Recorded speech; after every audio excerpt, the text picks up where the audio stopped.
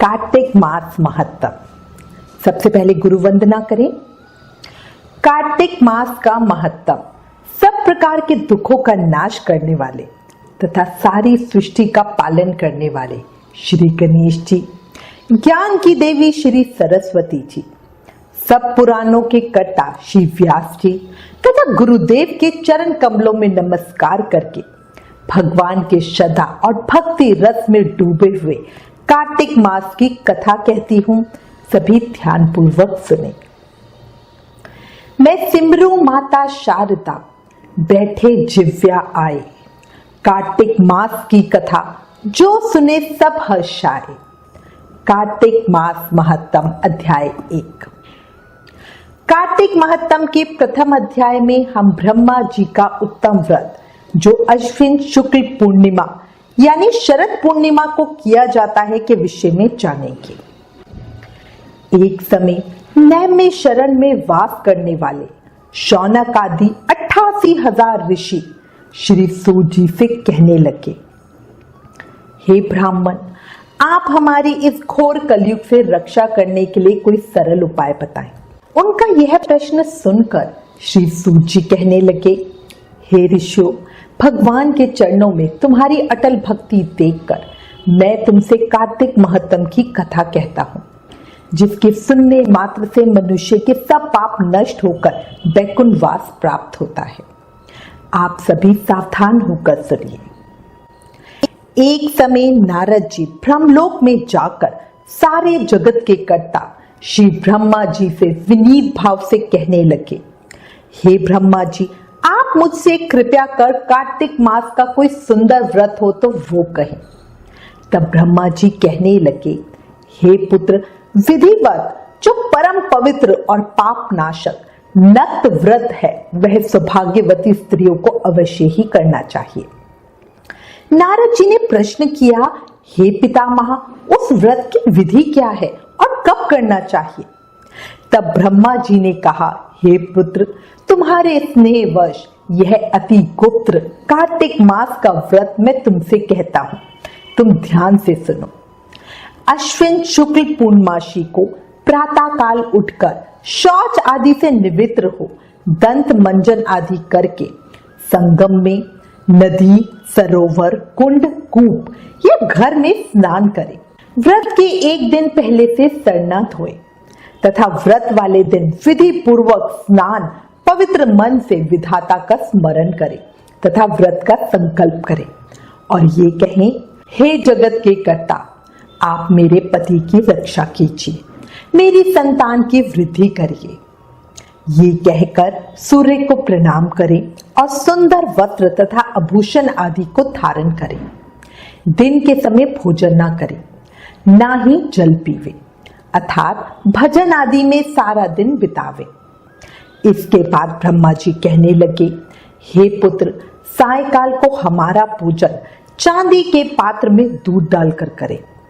सोने, चांदी, तांबा या मिट्टी से हमारी मूर्ति बनावे, उसको लाल वस्त्र पहनावे और विधि पूर्वक उसका पूजन करें और प्रार्थना करके कहें, हे ब्रह्मा जी, मुझे भोग आदि के लिए गौ प्रदान करें, मेरी संतति को बढ़ाएं तथा मेरे पति को धन धान्य युक्त और चिरंजीवी कर दे। साथ ही बहुत से दास तथा दासीगण प्रदान करें। इसके पश्चात ब्राह्मण को भोजन कराएं और कुल के वृद्ध जनों को स्वादिष्ट पकवान से तृप्त करें और स्वयं भी तारों को देकर भोजन करें। यह अश्विन शुक्ल पूर्णिमा को ब्रह्मा जी का नक्त व्रत होता है। यह व्रत सब प्रकार के पापों का नाश करने वाले, समस्त कामनाओं को पूर्ण करने वाले तथा ज्ञानी पुरुषों को मुक्ति देने वाला व्रत है। भगवान जप, तप तथा तीर्थ स्थान आदि से इतने प्रसन्न नहीं होते जितने इस व्रत से प्रसन्न होते हैं। जो ब्रह्मा जी के आगे इस दिन कपूर जलाता है, उसके बड़े बड़े वृक्षों तथा गौदान का फल मिलता है तथा उसके कई कुल बैकुंठ को प्राप्त होते हैं। जो केसर तथा कस्तूरी सहित कपूर अर्पण करता है, उसके कई वंश ब्रह्मलोक को प्राप्त होते हैं। जो स्त्री इस दिन वस्त्र का दान करती है, वह कपड़े के सूत के तारों की संख्या के बराबर करोड़ों वर्ष तक बैकुंठ में वास करती है। जो गहने का दान करती है उसको ब्रह्मलोक की प्राप्ति होती है। जो स्त्री हृदय में ब्रह्मा जी के रूप को और मुख से ब्रह्मा जी का नाम लेती है वह सदैव पतिव्रता रहती है। इस प्रकार जो स्त्री अश्विन शुक्ल पूर्णिमा को स्नान, पूजन, ब्राह्मण भोजन, वृद्ध जनों का पूजन करती है और सायकाल को ब्रह्मा जी का पूजन करती है और ब्रह्मा जी से प्रार्थना करते हुए कहती है, हे ब्रह्मा जी, यह व्रत मैंने आपके निमित्त किया है, इसमें यदि कोई किसी प्रकार की कमी हो तो उसके लिए मुझे माफ करना। इस तरह विधि विधान से अपना व्रत पूर्ण करे। जो कोई इस कथा को पढ़ता है अथवा सुनाता है उसको भी अश्वमेध यज्ञ का फल प्राप्त होता है। नारद जी कहने लगे, हे पितामह, आपने मुझसे अपना बड़ा सुंदर और उत्तम व्रत कहा।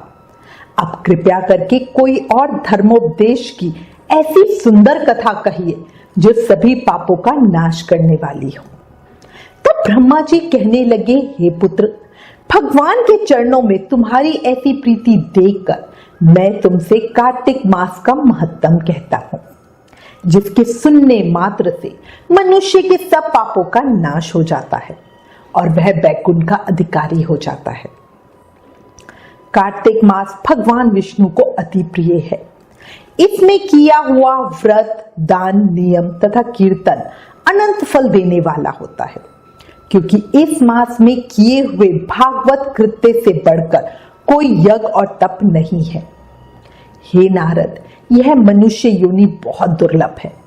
इसे पाकर मनुष्य अपने को इस प्रकार रखे कि उसे पुनः नीचे न गिरना पड़े। कार्तिक मास में स्नान, दान, जप आदि जो भी किया जाता है उसे भगवान विष्णु ने अक्षय फल देने वाला बतलाया है। कार्तिक मास के समान कोई मास नहीं, सतयुग के समान कोई युग नहीं, वेदों के समान कोई शास्त्र नहीं और गंगा जी के समान कोई तीर्थ नहीं है।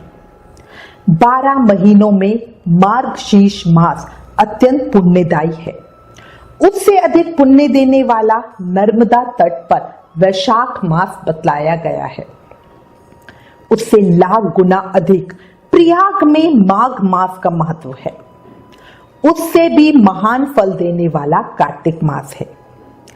एक और सब दान, व्रत और नियम तथा दूसरी और कार्तिक का स्नान तराजू में रखकर जब मैंने तोला तो कार्तिक का ही पलड़ा भारी रहा। स्नान, दीपदान, तुलसी के पौधे को लगाना और सींचना, पृथ्वी पर शयन, ब्रह्मचार्य का पालन, भगवान विष्णु के नामों का संकीर्तन तथा पुराणों का श्रवण, इन सब नियमों का जो कार्तिक मास में पालन करते हैं वे ही जीव महान हैं। हे मुनि श्रेष्ठ, पाप से डरने वाले मनुष्य को कार्तिक मास में शालग्राम शिला का पूजन और भगवान वासुदेव का स्मरण अवश्य ही करना चाहिए। जो मनुष्य दूसरों के संगवश अथवा बिना जाने ही कार्तिक मास में प्रातः स्नान का नियम पूरा कर लेता है वह कभी यम यातना को नहीं देखता। दान आदि करने में असमर्थ मनुष्य प्रतिदिन प्रसन्नता पूर्वक नियम से भगवान के पवित्र नामों का स्मरण करे। कार्तिक महामहत्तम अध्याय 1 समाप्त। कल कार्तिक माह के अगले अध्याय को सुनेंगे। कार्तिक का ये पावन समय यूं ही नहीं जाने दे। ज्यादा से ज्यादा नाम जाप करें। याद रखें, कलयुग केवल नाम आधारा, इसलिए हर समय, हर पल, हर सांस के साथ नाम जाप करते रहें। हरे कृष्ण कृष्ण कृष्ण हरे हरे, हरे राम राम राम हरे हरे।